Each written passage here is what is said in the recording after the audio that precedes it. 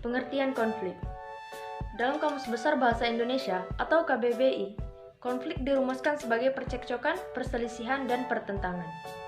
Istilah konflik sendiri secara etimologis berasal dari bahasa Latin, con, yang berarti bersama, dan fliger, yang berarti benturan atau tabrakan. Pada umumnya, istilah konflik sosial mengandung suatu rangkaian fenomena, pertentangan, dan pertikaian antar pribadi. Dapat berupa konflik kelas sampai pertentangan dan peperangan internasional. Konflik menurut Karl Marx.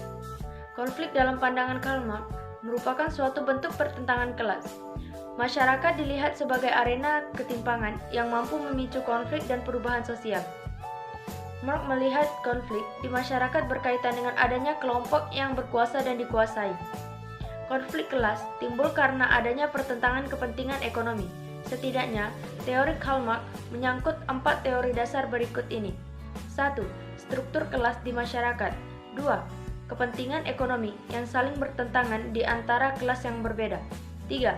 Adanya pengaruh besar dilihat dari kelas ekonomi terhadap gaya hidup seseorang. 4. Adanya pengaruh dari konflik kelas terhadap perubahan struktur sosial. Faktor penyebab terjadinya konflik. Penyebab konflik dapat dikelompokkan menjadi 2, yakni 1. Kemajemukan horizontal, yang artinya adalah struktur masyarakat yang majemuk secara kultural, seperti suku bangsa, agama, ras, dan majemuk sosial dalam arti perbedaan pekerjaan dan profesi seperti petani, buruh, pedagang, pengusaha, pegawai negeri, militer, wartawan, alim ulama, sopir, dan cendekiawan. Dampak dari adanya konflik. Dampak positif dari konflik. 1. Menggugah masyarakat yang pasif untuk menjadi aktif dalam berperan di lingkungannya. 2. Bertambahnya rasa solidaritas suatu kelompok ketika terjadi konflik. Dampak negatif dari konflik. 1.